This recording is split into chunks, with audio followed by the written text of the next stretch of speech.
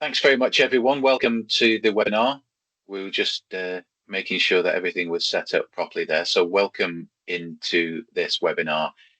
This webinar, organised by Cogent Skills, is about the government's recently published white paper on post-16 education and skills. And we will, towards the end, be talking about a consultation that has been made, particularly around the pathways for post-16 that are part of that. So welcome to everyone. If I haven't met you before, my name's Martin McManus. I work for Cogent Skills as a Policy and Standards Manager, and I particularly tend to spend a lot of my time supporting the nuclear sector, but Cogent has a wider remit than that. I'm ably assisted today by my colleague Kate Hutchins from our comms team, and I was also going to be joined by Rachel Roby, who some of you will know, but unfortunately Rachel's off sick today, so the presentation will be from me. Kate, could you advance the slide for me, please? So that's me, Standards and Policy Manager. Thanks very much to everyone for joining. Slide, please. And before we start talking about the post-16 white paper, a number of you, of course, will be really familiar with Cogent Skills, but thought it was worth for any of you who might not be quite so much to give you a very brief background as to what we do.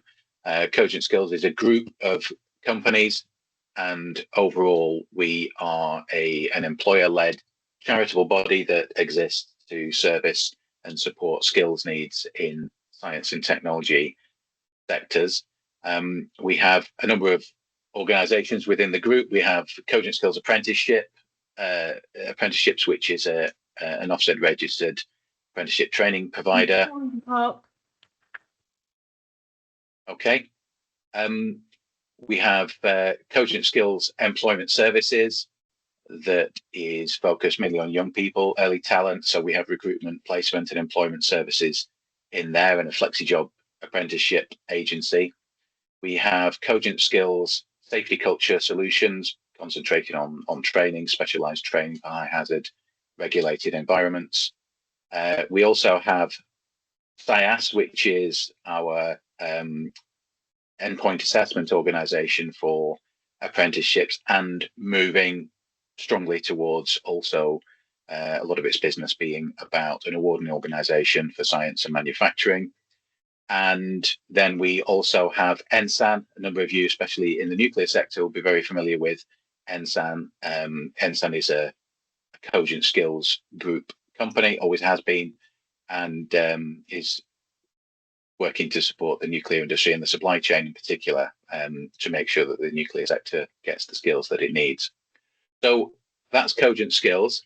Welcome to the webinar. If we can move on, please, Kate.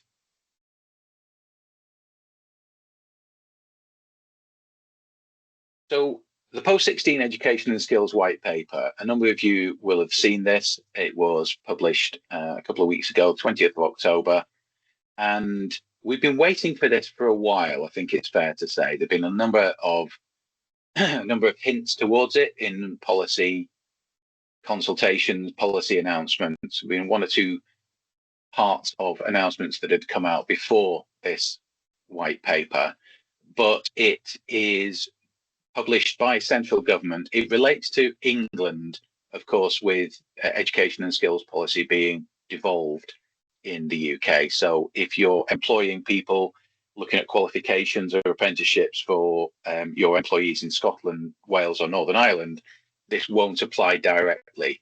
Obviously, there are always knock-on effects in certain cases, but this is effectively policy that relates to England.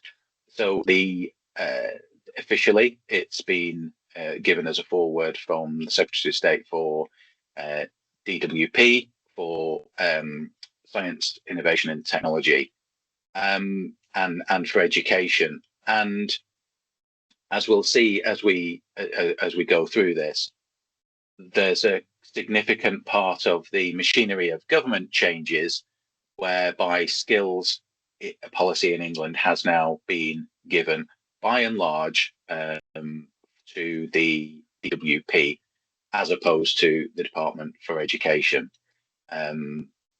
based on people being of age, so over school age. So, slide, please.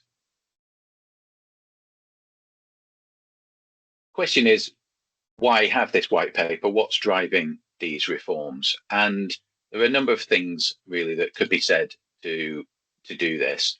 Number one, the labour market is changing, and the government wants to be in a position to be ready for that. In particular, with affecting the kind of sectors that we're all working in. Here we have emerging technologies, things like clean energy, which is really important to some, if not all of you.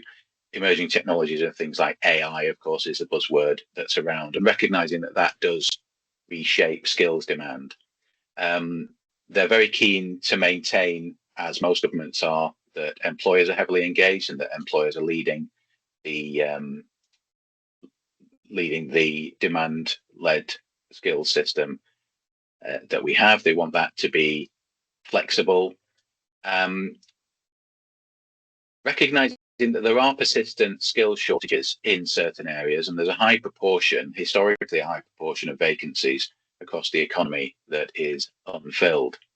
There are also issues such as a desire to deal with NEETs, young people who are not in employment, education or training, and we are currently up to almost 1 million young people who are currently classed as NEET, and that increased a lot around the time of the pandemic, as we would expect, and it's proven fairly stubbornly resistant to going back down again. So it'll be interesting to see whether that's a new normal or whether that is over time can be managed down. Things like this never exist in a vacuum. We've had the government's modern industrial strategy, the plan for change. So things like public spending, employer spending on main areas like defence and AI and engineering, clean energy. All of these things are explicitly referenced in the white paper and are intended to form part of an overall coherent approach to this. And there are some thematic areas in there that have been that are talked about quite a bit in the white paper: quality, accountability, flexibility. The government's very keen on modular approaches to learning where possible, and they have the stated aim of simplifying qualifications, especially at level 2 and level 3. That's the stated aim. Anyway, let's see whether that is the way that it works out in practice. Slide, please.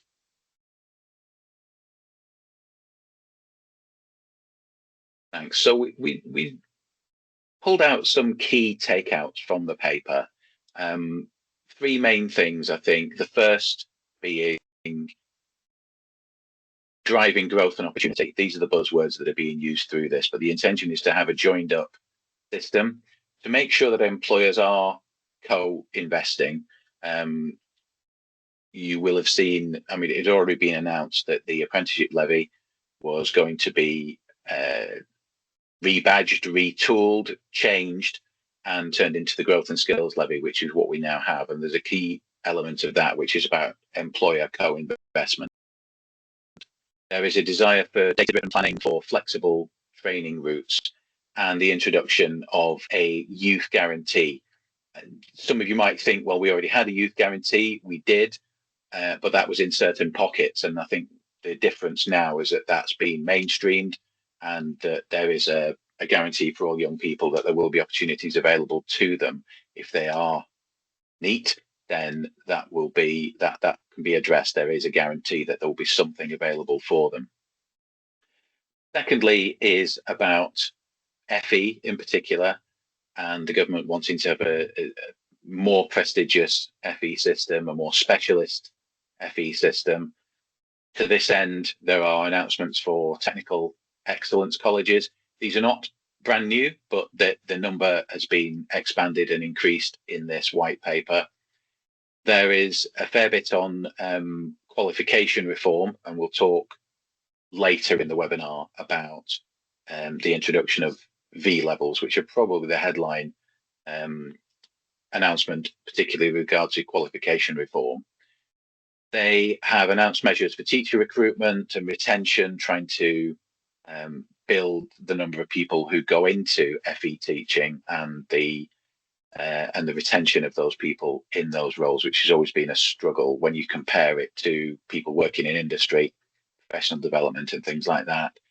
And there's quite a bit about local integration and investment. This is something that you could probably spend an entire webinar just on that itself in terms of local devolution within England. I mean, separately from this white paper, people will have seen the announcements around the changes to local government, local authorities, combined authorities, and there is a big part of skills and education policy that's bound up with that. So there will be integration in that, and we'll start to see some investment coming at that regional or sub-regional level rather than always necessarily being national, as in England-wide. And the third takeaway, the third theme, if you like, to this, I would say is HE. So we've looked at FE there, looking at HE, strengthening that from a skills point of view, and making sure that there is appropriate specialisation, that you have universities that specialise in their strengths, that they collaborate between each other. There's always a move towards financial stability with sustainability with universities, and that's certainly part of this as well. They're very keen on access and participation, the lifelong learning entitlement, which is for people who haven't already engaged in HE, there's the ability for them to do that. And all of this is bound up with the government's innovation and growth agenda and the desire that HE plays its part in all of that. Slide, please. I think that's gone backwards. Thanks. So, major new initiatives. V levels. V levels were announced for the first time in this paper. This is a new concept. People will remember that T levels were introduced a few years ago and are just about getting to the point where, you know, they are bedded in now. You've had multiple cohorts of some of the earlier introduced routes, and you're getting into the second or third cohort for some of them. Some of the issues that people have been raising, especially employers, but also young people, providers, saying that the thing about a T level is it's a big qualification. As it so happens, my son is doing a T level now at Warrington UTC, and that's all he's doing, because that's all you do, because it's the same size, it's the equivalent level, it's got the same guided learning hours and the same UCAS points as 3 A levels. Which is great if that's what you're doing and that's what you're specializing in. However, it doesn't give you the flexibility that you've always seen in the past in at the 16 to 18 level, of people being able to do smaller qualifications and specialize and strengthen it by, you know, perhaps doing an A level in something and then a BTEC alongside it. There are significant implications for BTECs in the introduction of V levels, so you'll end up with more routes. We'll come back to this slightly later because, as I said earlier, there is a consultation on this.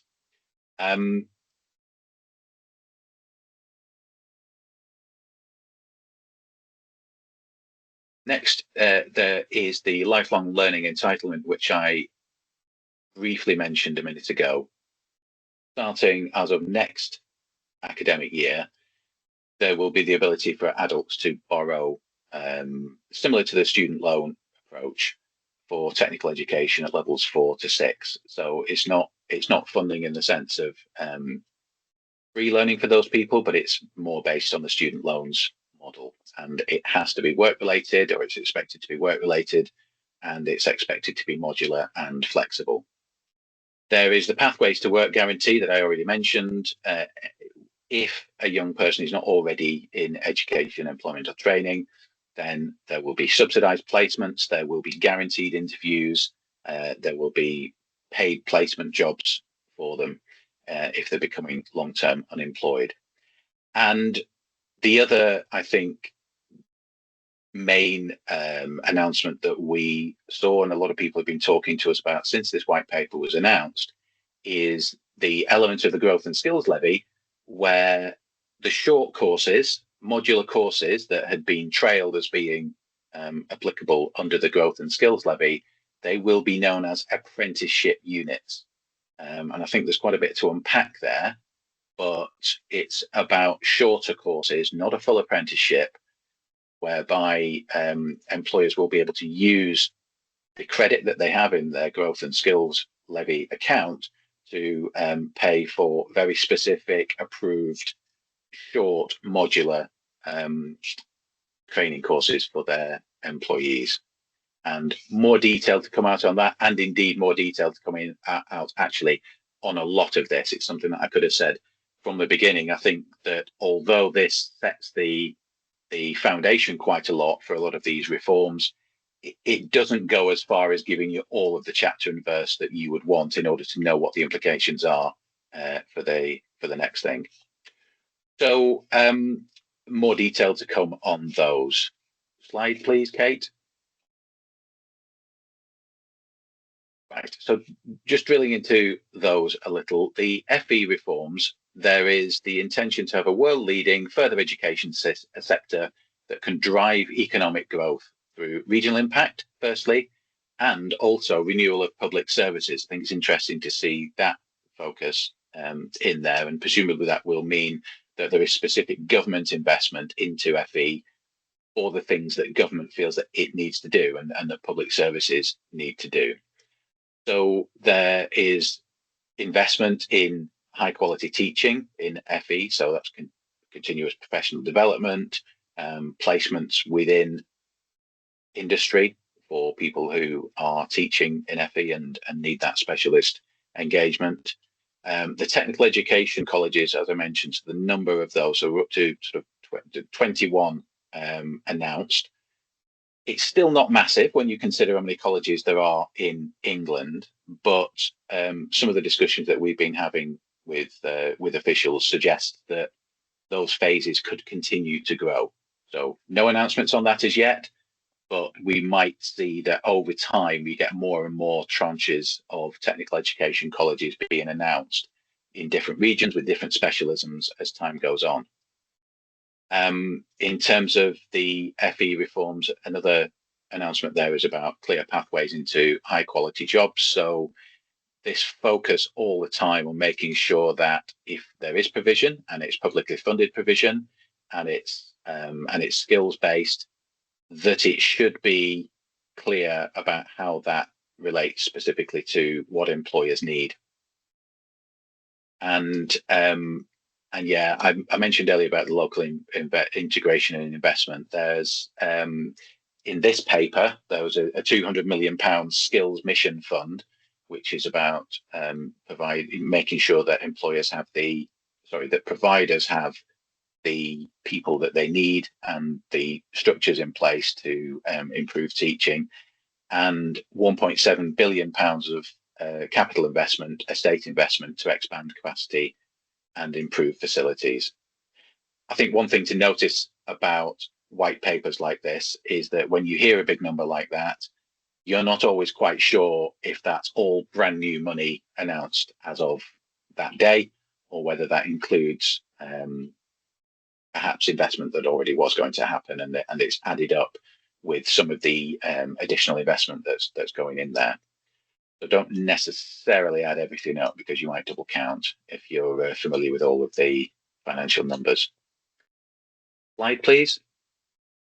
We have the HE reforms, hinted at some of these already, but specialisation and collaboration, providers are encouraged to focus on their strengths and to work together. I think a lot of that will be regional. Obviously, universities, higher education providers probably work more nationally, sometimes globally, than regionally, but there is a desire to have collaboration at regional level to deliver skills and indeed research for the areas that are relevant.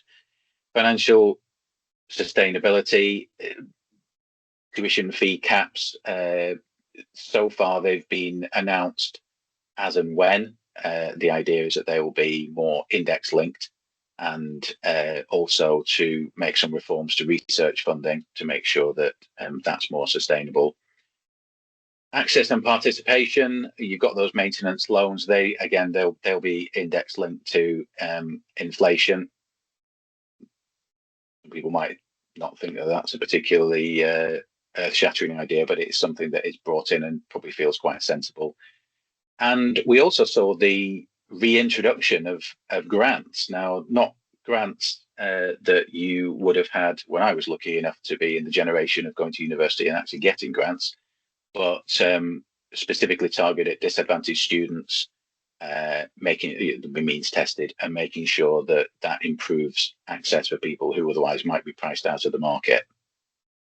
The lifelong learning entitlement I've already sort of mentioned, but people will have out there, if you haven't already been to university or to that high level study, you will still be able to do that and access the loans that we talked about earlier. And then £500 million in the Local Innovation Partnerships Fund. This is about commercialisation. It's about things like spin outs. It's about things like research that specifically is useful to industry and to especially regional clusters and that kind of activity within HE. Slide, please.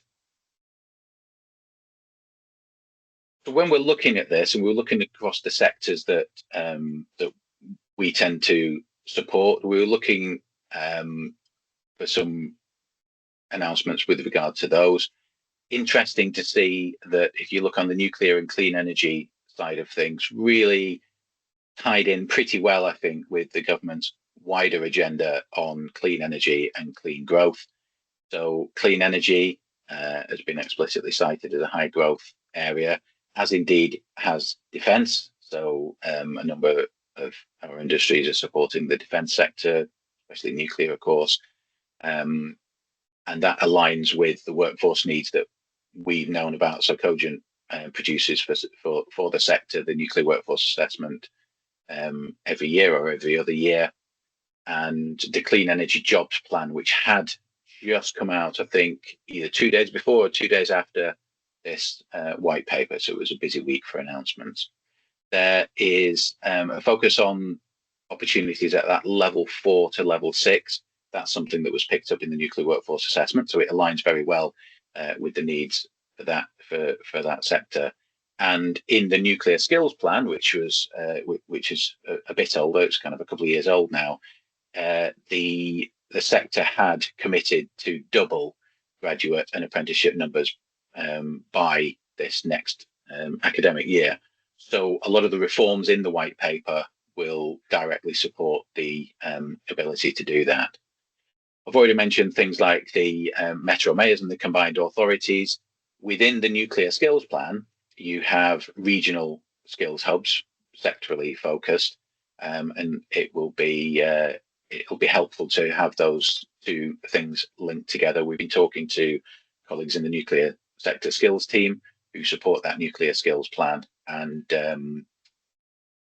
about how we can support the regional hubs that are under the nuclear skills plan as well.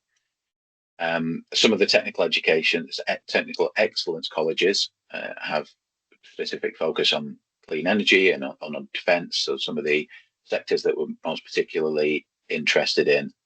And I think a lot of the announcements will probably apply to all sectors. So upskilling your workforce is something that will be clearly supported by some of the reforms, assuming, of course, that they are what employers need.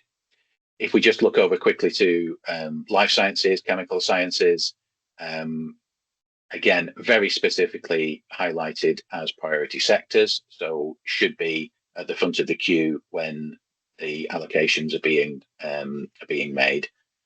I think that we've always felt as though employers have influence over training design. I think within the sectors that we all work for, employers do tend to have good relationships with their local training providers. And I think that the reforms that are being announced here do probably help to support that. They work in the same direction.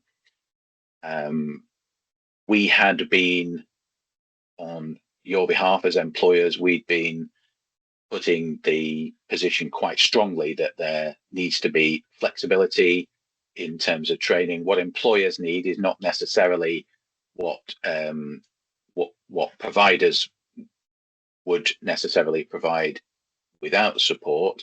So modular training, short course training will often give people the skills that they need to be competent in the roles that you have. And it does look as though the reforms will help towards that. Slide, please, Kate. So having looked at that, then we were also discussing between ourselves as colleagues what wasn't there, what might we have expected to see that wasn't in the white paper. I've just said that there are links to the sectors that we have, not massively, not many references to nuclear. That might be because we already have a nuclear skills plan in place, but I don't think that's a particular issue because we do already have that, and also it is part of the clean energy sector, being zero carbon emissions in terms of generation. So wouldn't be too concerned about that, but it's always nice to have the mentions when you can. Limited emphasis on specific life sciences skills required also was in there. There wasn't I said earlier that I think a lot of the devil will be in the detail, and there's a lot more to come, especially about the local English devolution and about the regional, sub-regional approaches to this. We are having combined authorities coming in. They've got a lot to talk about anyway. There's huge discussions going on. If you're merging several local authorities into one, there's a lot to talk about and a lot to get agreed and arranged. Skills will have its place in those discussions, but it's perhaps not too surprising that we don't have the details of exactly how that'll work. So we'll keep an eye on that. There wasn't anything particularly around the technician level. We know from a lot of the labour market intelligence that we've been responsible for gathering and that we've contributed to that. We do see shortages and particular needs at that technician level, that sort of level 4, 5, 6. Yes, some acknowledgement of STEM shortages, but didn't really talk about technicians. This was rather more of a set of reforms that are based on how things are delivered rather than necessarily how it relates directly back to the workforce.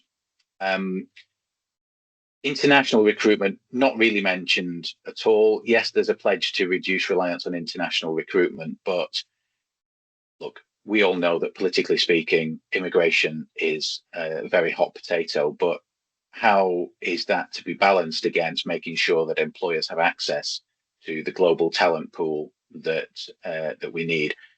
In the sectors that we deal with, we do tend to see a fairly high level of recruitment, especially within specialist roles from abroad. So things like targeted visas or, easing that path for people to undertake those roles, not really mentioned here.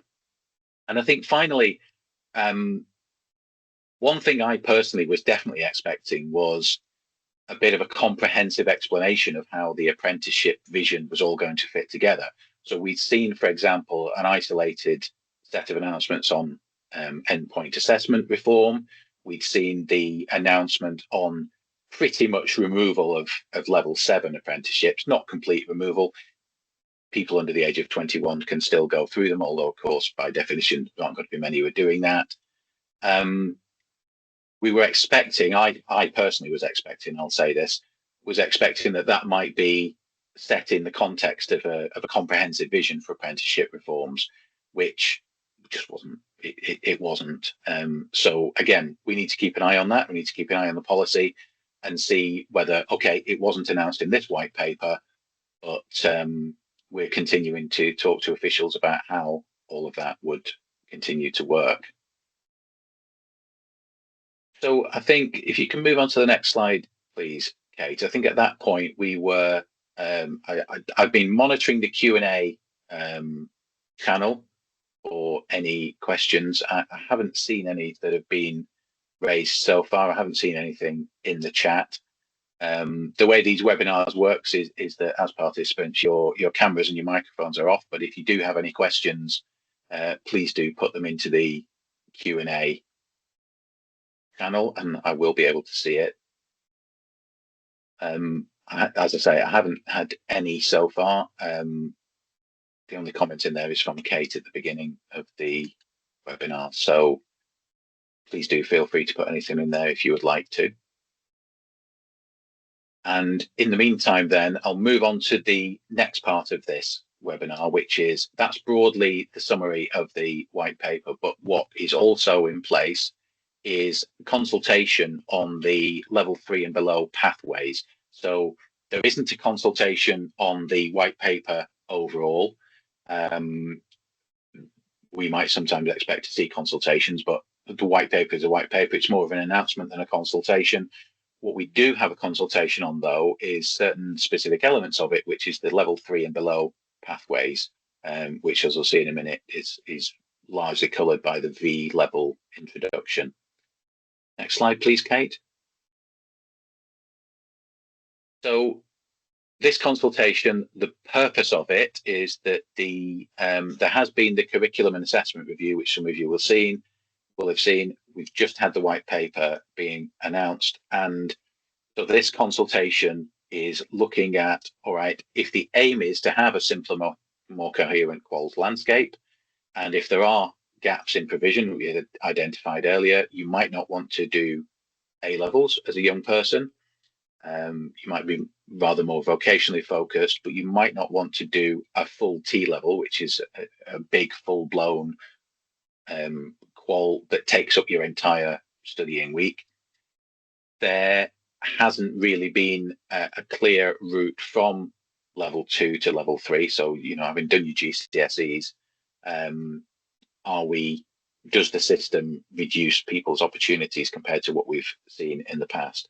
So the government proposes the V level really as a solution to those. So you end up with 3 pathways. V levels sit alongside A levels and T levels, and within that you've got the further study pathway and the occupational pathway within this, especially the 16 to 18, 16 to 19 level.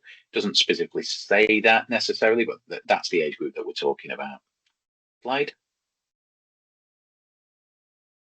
So just to set that out in a bit more detail, you will have 3 routes available for the vast majority of young people having completed their GCSEs in England. T levels and A levels we already know about, but the V levels will be as follows.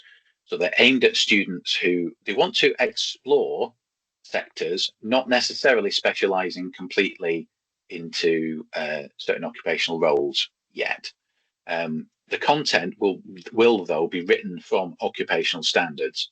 So just to be clear on that, these are the standards that underpin apprenticeships in England. They are the apprenticeship standards. Once you strip out the apprenticeship mechanism from it, they are occupational standards. And anybody who's been involved in a trailblazer group or in deploying apprenticeship standards will recognise that each of them is aimed at describing what competence looks like in any given role. So you name the role, you set out the knowledge, skills and behaviours that you would expect from a competent person. In other words, when they've completed the apprenticeship, this is what it would look like. So a V level will be the same size as an A level. It'll have the same number of guided learning hours. And although the details on things like UCAS points are yet to be announced, if T levels are anything to go by, you could expect that there'll be an equivalence there as well. And it's about core knowledge, core skills related to a sector. And the big difference here is that you can take them in multiple subjects. So you might choose to do 2 A levels and one fee level, or vice versa, to cover that normal number of guiding learning hours that you'd expect to see in a student's studying week. And the intention is that the progression could be into HE, or it could be into an apprenticeship or into work. The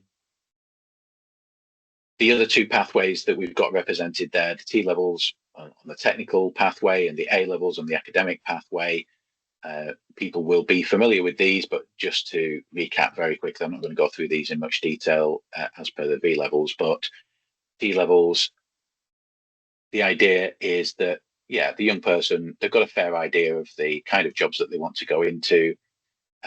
They do get that sectoral knowledge to some extent, although really it's about a specialism. It's about a certain group of occupations, and the unique difference of a T level compared to a lot of things that we've seen in the past is that there's a placement, and not just a brief placement. This is an extended placement. It works out 8 to 9 weeks worth, which, when you think about it, is quite a lot in the context of young people going to college for 2 years after the GCSEs, which is with a real employer, and it's linked to the learning outcomes of the T level and the curriculum. So that's a very big deal within that.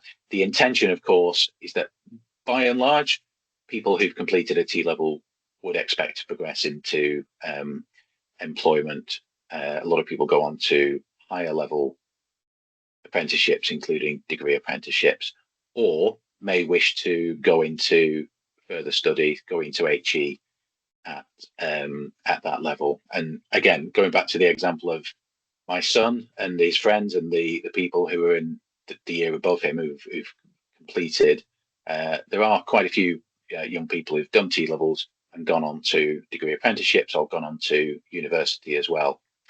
A levels, I'm sure they need no introduction, but they were originally designed as being the route into university and always have been. So they are academically based, and I'm sure we all know, you get the size of that, you would expect to do 3 of them. So interesting to see V levels. I think it's fair to say that they have elements of those two existing routes. They have elements of T levels, they have elements of A levels, and they are a genuine third option or they will be for young people as they go in. So those are the proposals. If we could move on to the slide, please, Kate. So the proposals are that there will be a foundation certificate and an occupational certificate, that you will have a further study pathway and an occupational pathway. The foundation really that's aimed at young people who they would like to move into the level 3 study, but they haven't yet met the entry requirements. So it gives young people an extra chance to move into A levels or T levels or V levels, whichever option is most suited to them. The other option there is, still at this level 2. So still, yes, you may have completed school, you might not have done as well as you would have hoped in your GCSEs, but it's about helping young people not perhaps into the study, the T levels or the V levels, but moving into employment, and probably in the vast majority of cases a level 2 or 3 apprenticeship. So some confirmations in there. Foundation apprenticeships will remain at level 2. That's not in scope for the consultation, but we've started to see the introduction of the first few of those foundation apprenticeships. You'll remember from a few months ago, and that's what is being consulted on, basically. Next slide, please. So that runs for the next couple of months. We will be coming to you in a bit more detail about that and asking for your views. We'll be, setting out what we think the implications are likely to be for employers in our sectors, and we'll collate a sector-based response. As always, you will, of course, be perfectly welcome to submit your own individual response if you'd like to do that alongside the collective sector-based response that Cogent will be collating.